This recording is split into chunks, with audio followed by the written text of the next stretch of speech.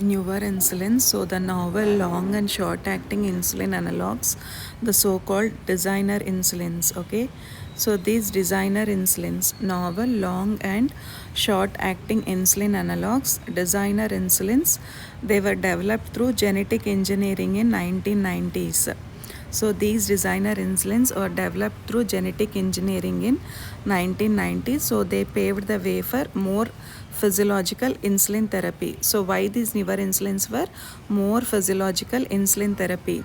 So they were theoretically less problematic in terms of hypoglycemia and patient satisfaction. So they had less problems in terms of hypoglycemia, and patient satisfaction was also good with these insulins. So they made the treatment flexible, safer and simpler. So because of this newer insulins, the treatment is flexible, safer and simpler. So the newer insulins are faster acting preprandial insulin or longer acting basal insulin. What are the newer insulins? Faster acting preprandial insulin or longer acting basal insulin. So they will provide a constant concentration, no peak increases in insulin level. So the newer insulins are faster acting preprandial insulin, longer acting basal insulin. They provide a constant concentration with no peak increase in insulin level. So newer analogues exist as monomers and are absorbed much faster. Insulin aspart or lispro are absorbed very slowly. Insulin glargine or detimer. So these newer analogues, they exist as monomers and are absorbed much faster. Insulin aspart or lispro or absorbed slowly. If they are absorbed slowly, so these are insulin glargine or detimer. Absorbed much faster, insulin aspart or lispro, and they exist as monomers. So the newer analogues have increased stability, less variability and selective action, which will help in developing individualized treatment suitable to specific patient characteristic and will improve glycemic control. So these have increased stability, less variability and selective action. And structure function studies have shown that amino acid essential for binding the insulin receptor include A1, A123, 19, B6, 12, 23, 25. So the structure function studies, they have shown that amino acid essential for binding the insulin receptor. There should be some amino acid which is essential for binding the insulin receptor. So this will include A123, B6, 12, 23, 25. The B2630 region is critical for insulin receptor recognition. So the B2630 region, it is critical. So in this insulin, the B2630 region, it is critical for insulin receptor recognition and has been the site preferred for structural alteration with the aim to modify the pharmacokinetic profile of insulin molecule. So this 2630 region is critical for insulin receptor recognition and it has been the site preferred for structural alteration with the aim to modify the pharmacokinetic profile of insulin molecule. It is also important in mediating the formation of dimers. So this region, it is also important in mediating the formation of dimers. It's a monomer, so this also important for formation of dimers. So what are the advantages of insulin analogues? So they provide better control of sugars. Better control of sugars are provided. Low risk of hypoglycemia, particularly nocturnal hypoglycemia. Sugars are better controlled, hypoglycemia is very less, and they do not have to be injected half an hour before meals.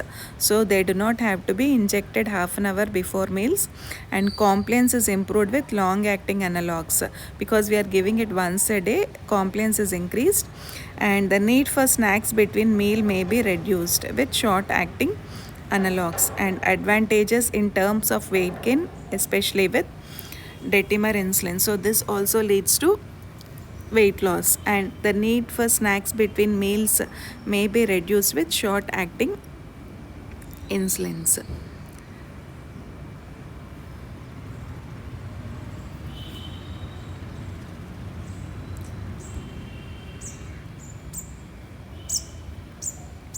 And then we have uh, major concern of all insulin analogs is their altered mitogenic properties and risk of carcinogenicity on long term. So, what is a major concern? Altered mitogenic properties and risk of carcinogenicity on long term. So, coming to short acting insulins. So, these short acting insulins, they have rapid onset and shorter duration of action. So, what is the onset? It is rapid onset and shorter duration of action. So, the peak of onset corresponds more closely with the postprandial glucose peak. So, if they have these insulins, the peak it will correspond with the postprandial glucose peak. So, therefore, can be administered immediately before meals. So, these insulins can be administered immediately before meals. So, this avoids postprandial hypoglycemia that occurs due to long duration of action of soluble insulin. So, because of this, what will happen? The postprandial hypoglycemia it is reduced compared to that of the soluble insulin. So, this has a rapid onset, shorter duration of action, and the peak of onset corresponds with the postprandial glucose peak, that is immediately after we eat whatever the glucose peak is there, so it corresponds to that peak glucose peak. And insulin lispro and insulin aspart,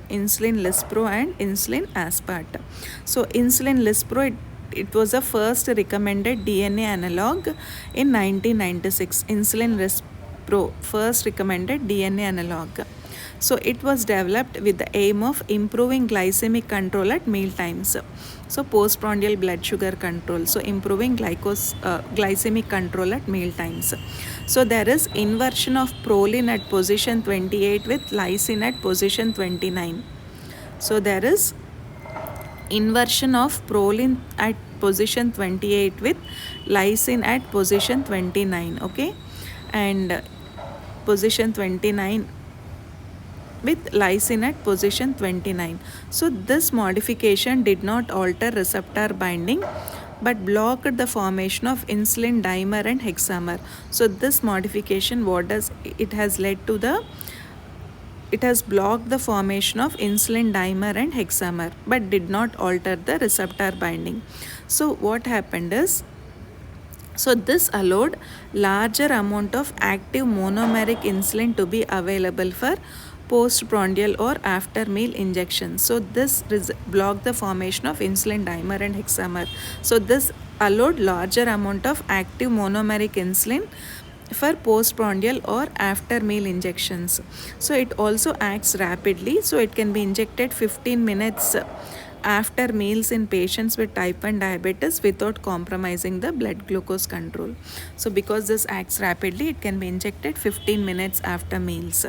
And the studies with insulin lispro found that in comparison to soluble insulin, the postprandial rise in serum glucose was lower, glycosylated hemoglobin level was also lower, and hypoglycemia was also less. So the first studies with insulin, they found that in comparison to soluble insulin, the postprandial rise in serum glucose was lower, and glycosylated hemoglobin also was lower, and hypoglycemia was also less. But the treatment satisfaction and treatment flexibility scores were higher with insulin lispro. So insulin lispro has been tested for use in pregnancy and gestational diabetes, and it was found to be as effective as regular insulin. So in pregnancy and diabetes also, insulin lispro has been used, and it also is effective, and no teratogenic effects were noted. And then we have insulin aspart, and it is created by recombinant DNA technology by substitution of proline at 28 with aspartic acid. So that was inversion. Here we are substitution of proline at 28 with aspartic acid. So this aspart means 28 position proline is substituted with aspartic acid. So this analog also prevents formation of hexamers. So because of this, there will be a rapid reabsorption from subcutaneous tissue than soluble insulin, and this also has got a shorter duration of action. And glycemic control was better as measured by postprandial blood glucose decreased, and glycosylated hemoglobin also decreased. It has similar binding properties and mitogenetic characteristics as regular human insulin and has equivalent immunogenicity. Then coming to insulin glulicin. So it differs from human insulin by substitution of asparagine at position B3 by lysine and lysine at position B29 by glutamine. Okay, so asparagine, substitution of asparagine at position B3 by lysine. So at position B3 asparagine is there, it is substituted by lysine, and lysine at position is 29, it is substituted by glutamine. Okay, lysine and glutamine. So two things which are altered are lysine and glutamine. So it also has got rapid onset, shorter duration, and it exerts its action by causing insulin receptor substrate to phosphorylation. So this has got its effect on the insulin receptor. So it exerts its action by causing insulin receptor to substrate to phosphorylation, and this also has anti-apoptotic activity against cytokine fatty acid induced alpha cell destruction.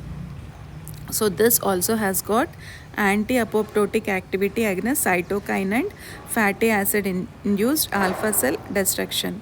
So due to anti-apoptotic activity, it counteracts autoimmune and lipotoxicity induced alpha cell destruction.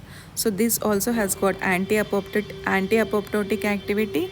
This has got insulin receptor substrate to phosphorylation, and it has advantage over regular human insulin by causing less chance of hypoglycemia and by administering just before the meals. But insulin glulicin carry the risk of tumorigenicity. So why? Because cause increased binding to IGF-1 receptor and increases the mitogenic activity. So insulin glulicin, it carries the risk of tumorigenicity, as various studies have shown that by substitution at position B28 to 30, it caused increased binding to IGF-1 receptor. So this is binding to IGF-1 receptor. So this leads to increased mitogenic activity.